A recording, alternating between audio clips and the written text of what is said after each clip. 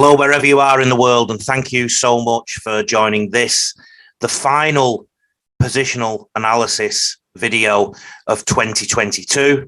But do not fret, in 2023, probably the second week of January, we are going to start with fullbacks, then wings and centres, and go all the way until we finish with a halfback. So at least 7 weeks worth, 8 weeks worth of content where we dissect the positions. Thank you so much again for all your support for these videos. This week, we're looking at the lock, the loose forward.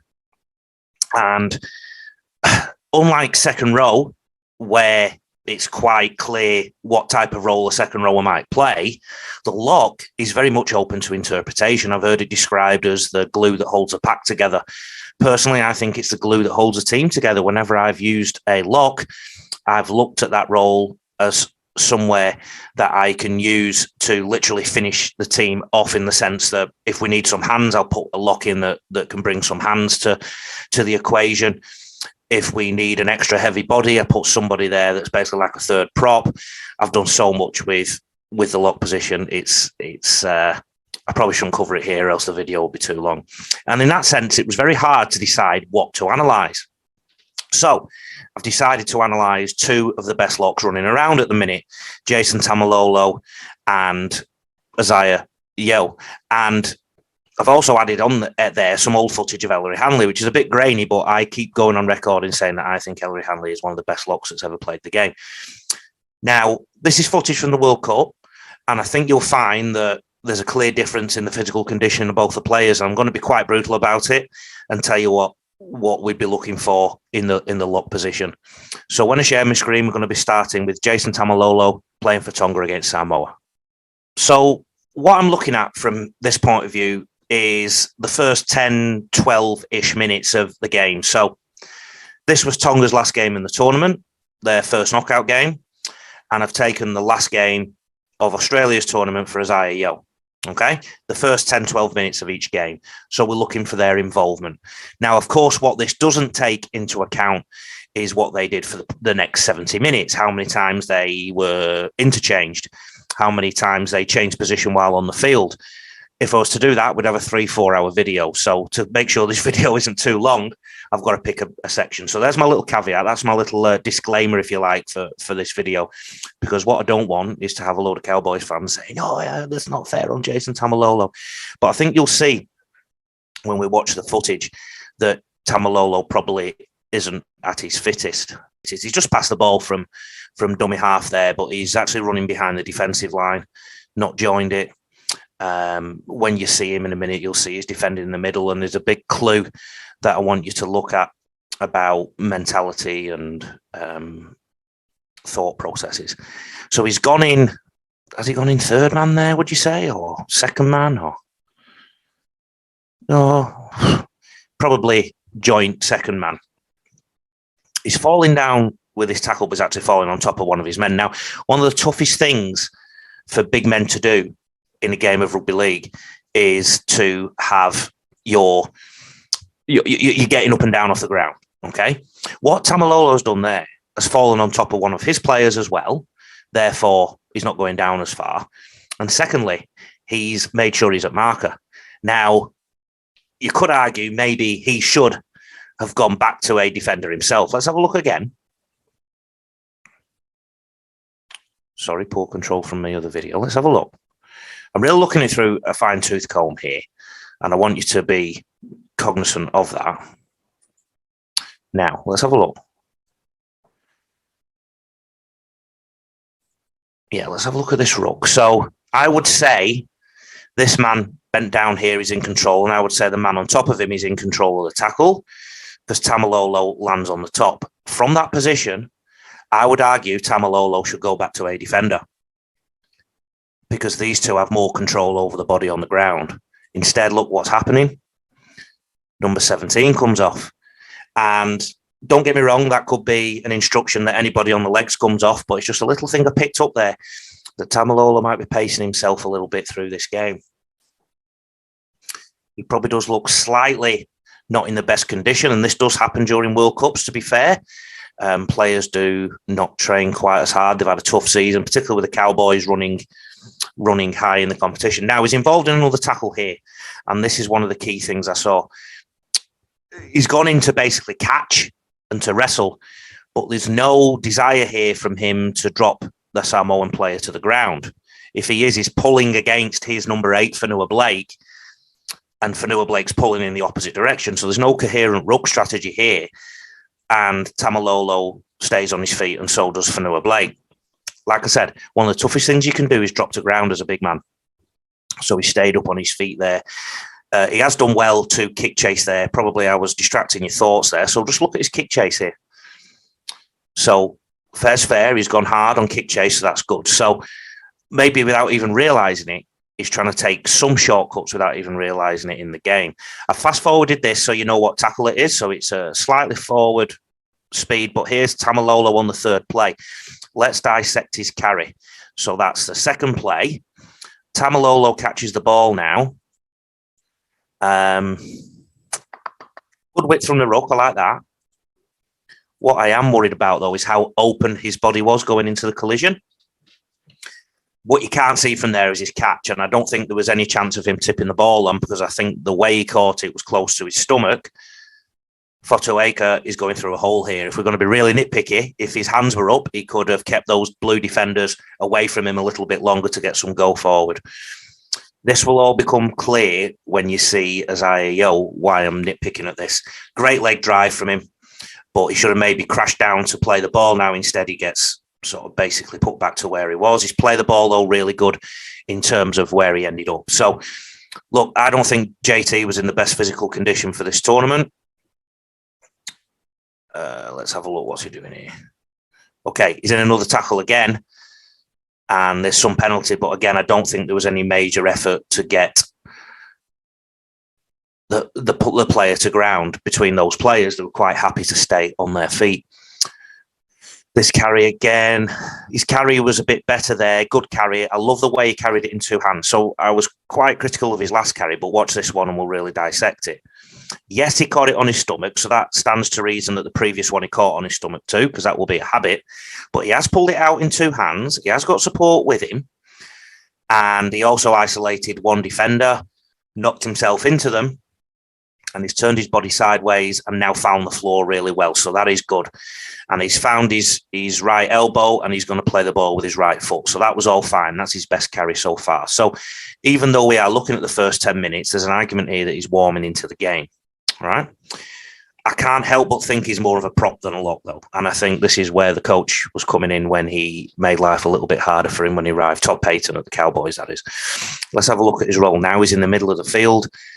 He's not getting involved in any ball distribution. So he's basically thinking of acting as a decoy or a ball carrier. Here he's walking. So we're at the 11-minute mark of the match. Again, I want you to watch the full video before you get the context. He's now got involved with the third carry.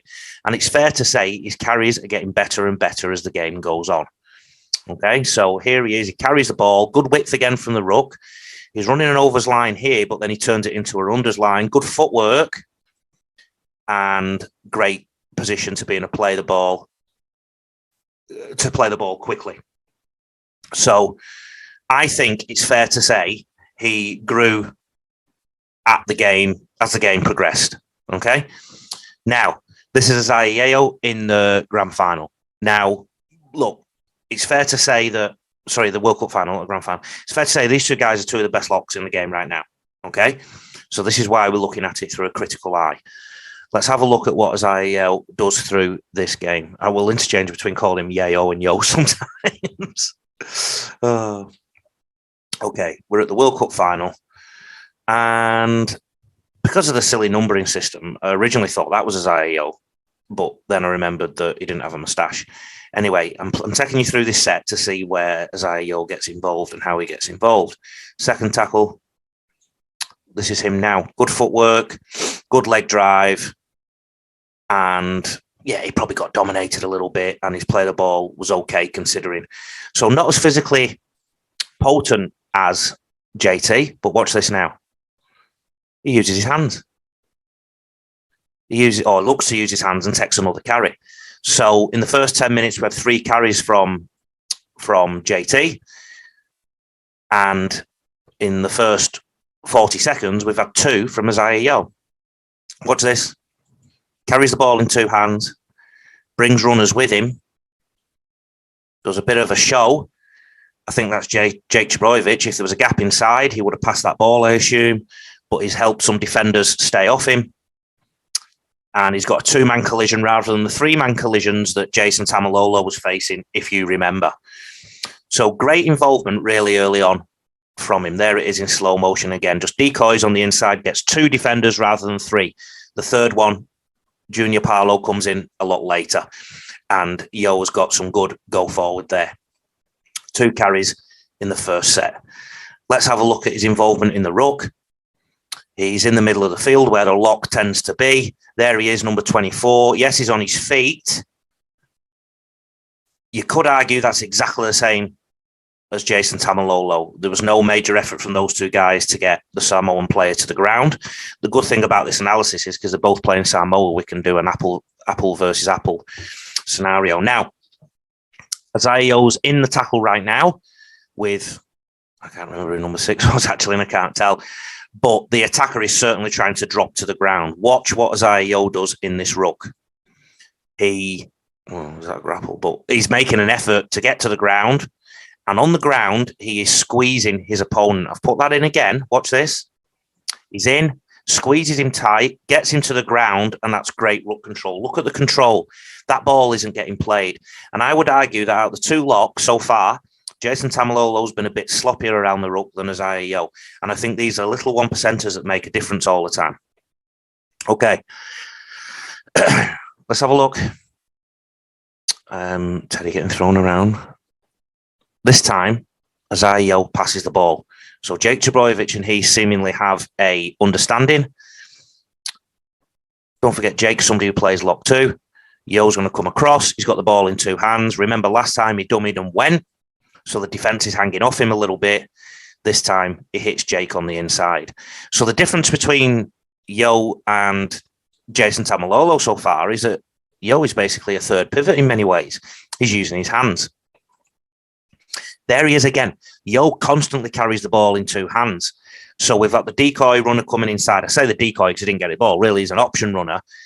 Yo's got the ball in 2 hands. This is only a short clip because of the coverage of the coaches, and he carries the ball constantly. Yo keeps getting 2 tackles, 2 tacklers, should I say, each time he carries the ball.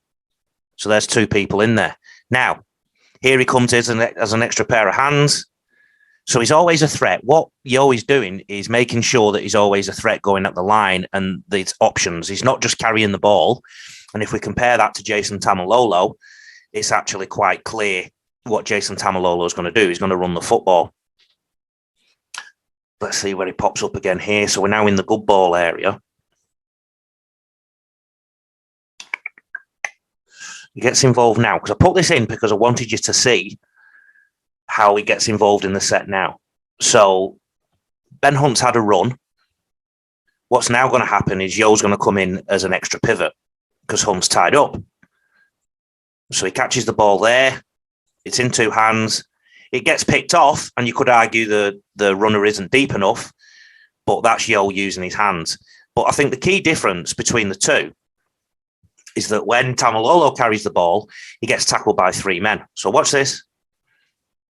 Yes, he's got people with him, and he's pulled the ball out, but 3 men go in to tackle him. Okay? When Yo carries the ball, because of his options around the ruck, he gets people away from him. Because he's got options around him, the initial contact is always 2 people. That's a key difference when it comes to when you are thinking that Yo is a Premiership winning lock and a World Cup winning lock, and Taumalolo finished lower down in each competition. That would suggest to me that Azaio is the better lock of the 2. Now, I think the best lock that's ever played the game is a guy called Ellery Hanley, and I'm going to scroll to the video. Very old, grainy footage, but I'm going to show you why. One of the things that Azaio did was quite a lot of support play there. Now, watch Ellery Hanley here, support play in the number 13 jumper. You've not seen anything yet. Wait until you see this. This is a fella who also played 5'8" for Balmain and lock. Look at his support on the inside. He's got no number. He was a great support runner, Ellery Hanley, read the game very well, very good at reading play inside. He was almost ahead of the play there.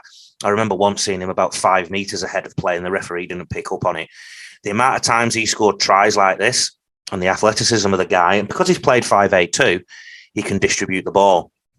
I know it's a different era, but he's got the number 6 jersey on here, very athletic, and I think he would have survived in any era of rugby league and thrived. As you can see, a lot of these tries are quite similar because he pops up in support, but here he is running lines. Great try. And in the same game, scores a try again. This is a local derby, St Helens and Wigan, which is quite tough. There he is pushing up on inside, reading the game very well and playing a bit of football, soccer to score the try. I could show you 1,000 clips, but this is probably one of the best. Here he is in support again to a flying fullback. And he runs the ball 45 degrees across for about 30 metres to score a try. Let me show you that again. Ellery Hanley, the lock, caught up with the fullback who was flying and was in support and runs 45 degrees to the try line. Unbelievable. So I'd always go on record saying I believe Ellery Hanley was the best lock ever. There was a highlights video that I took some of that off. It was 20 minutes long, and it was only his career up until 1986. He played until the mid-90s. Jason Taumalolo and Isaiah Yeo. Clearly, to me, Jason wasn't at the peak of his game when he played for Tonga there, and he also gives all the signs that he's carrying the ball one up quite a lot. Even though he's got support, he doesn't carry the ball all the time in 2 hands, and 3 people come in on him. Another reason 3 people will come in on him is because he's a heavy, bulldozing body, which again aligns himself with being a prop. And I think that's why when Todd Payton arrived at North Queensland Cowboys, there was that bit of back and forth between the two, where they decided where he was best suited. On the other hand, Isaiah Yeo is clearly a footballer. He's not the best footballer you've ever seen, but he brings people to the line. He brings them with 2 hands on the ball. He uses them and he can pass the ball, so the defenders instinctively stay off him a little bit and only put 2 in, and that allows him to get more leg drive. The other thing, in that first 10 minutes of the game, Isaiah Yeo got a lot more heavily involved, and he was also quite good at pushing up in support too. So, based on that, I'd have Jason Taumalolo at prop, and I'd have Isaiah Yeo at lock if they were in the same team. If you're watching this before Christmas, have a belter. If you're watching it after Christmas, whenever you're watching it, I hope you had a belter whatever year you're watching it. These videos have been very popular. The next one in a couple of weeks will be fullbacks. Take care. Love you all.